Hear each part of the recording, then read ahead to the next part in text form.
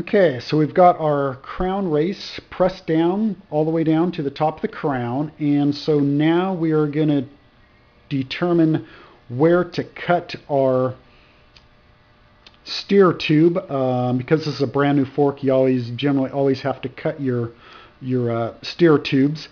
So we'll need to assemble all of the headset bearings on this and then stick it up inside the head tube and put the top part of the headset on, and then put the stem on top of that, and then we can mark where we need to cut our steer tube. Okay, so I've got my headset bearings on. I've got my upper and lower triple clamps on. And I've got some spacers underneath the stem here, just because I like my handlebars up higher. You don't have to have spacers under there though. And then I've got the stem on. And so now I'm just going to make a mark on the steer tube right at the top of the stem. And you'll want to cut just below that mark, because you want your steer tube to be below the top of the stem, so that way when you put on your top cap, it pulls down on the stem. Okay, so I've got the forks all put on, the forks and the stem, and I also put these rubber fork bumpers on that hit against the frame. That way you're not damaging your forks or your frame when you go from lock to lock. So we're ready to start putting on the handlebars and all the controls.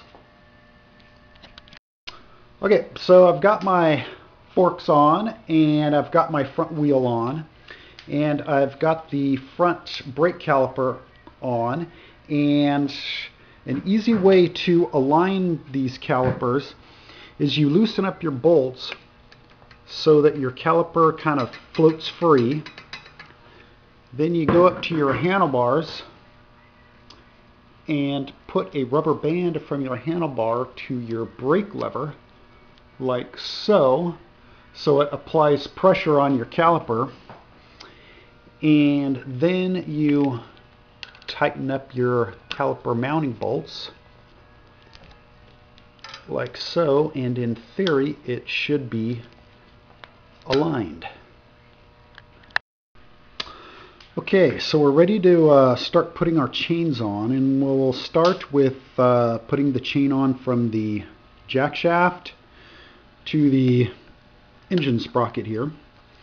And but first we need to check our alignment of our sprockets, and we can do this by putting a straight edge, laying a straight edge against this sprocket here, and going up to our engine sprocket like so. And I could see that my engine sprocket actually needs to go inwards towards the center of the frame, about maybe 1 millimeter. So we could space the jackshaft sprocket out if we wanted to, but an easier solution is to actually space the engine sprocket inward a little bit, and I will show you how to do this. It's pretty simple. All you do is you take your sprocket and you stick two 6mm washers that are about 1 millimeter thick underneath your retaining ring, and like so, and then you stick your bolts on, and that will move your engine sprocket in 1 millimeter like so.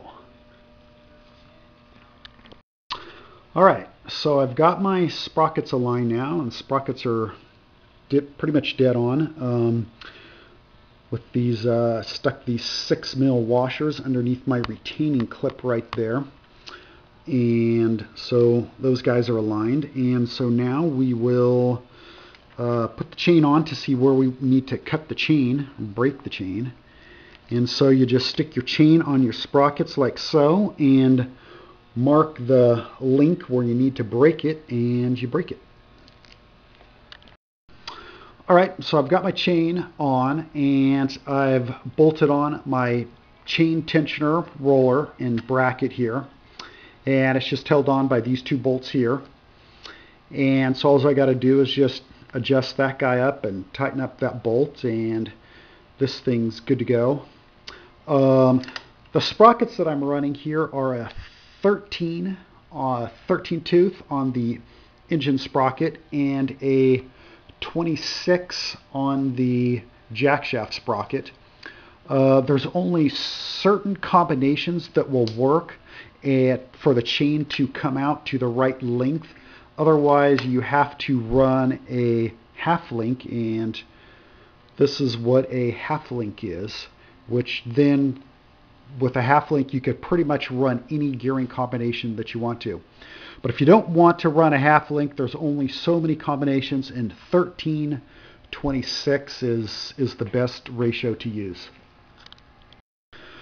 Okay, so the next thing we're going to do is we're going to put the cranks on and the bicycle chain. I've got the cranks bolted onto the bottom bracket right now, and the bottom bracket is loose so it can slide back and forth there. So we can get the cranks in the right spot so that they clear the Kickstarter as they rotate around. And vice versa, the Kickstarter has to clear the cranks when the Kickstarter is depressed. So the Kickstarter has to be a curved folding style Kickstarter so that it will clear the cranks when it's depressed down. The other thing we need to do is thread on the freewheel, which just threads right onto the end of the jack shaft there. You don't have to have a special tool to put it on, but you do have to have a special tool to take it back off. And then we will check to see if our sprocket is in alignment with our freewheel. And if not, we'll have to space our freewheel mount in or out to get these two sprockets in alignment. Okay, so now I am going to check my sprockets for alignment, so I'm just going to lay a straight edge in between the two sprockets and make sure that they're in alignment, and which they are. If they weren't in alignment, there's a couple things you could do. You can take your freewheel mount off and you can change the spacer that's behind it. It's that guy right there, so you can add or subtract spacers there. But you can also just loosen the bottom bracket mounts and slide the whole bottom bracket back and forth too. So it's pretty easy to get the bicycle ring gears in alignment with each other. Okay, so now I am putting my bike chain on and trying to figure out my length. And most of the time with these you have to run a half link because they never come out to the right length. And this is what a half link looks like. So most likely you will have to run a half link. This is I'm running a 35-14. I actually think a 34-14 works best. It's probably about the right gear ratio. 35 or 36 is about as big as you can run because the Kickstarter will wind up hitting the chain or sprocket here if you get this sprocket too big. So 35, 36 is about as big as you can run on your chain ring here. So I will cut the chain. Okay, so now I'm putting on my chain tensioner for the bike chain, which uses a standard MRP or Black Spire roller. And here's the mount for it here. And it's held on by these two bolts back here. And it needs to be spaced out a little bit to get it into the right spot, so I'm going to have to add some 6mm washers to the back side of it so that it will come out to the right spot and be in the center of the chain like so.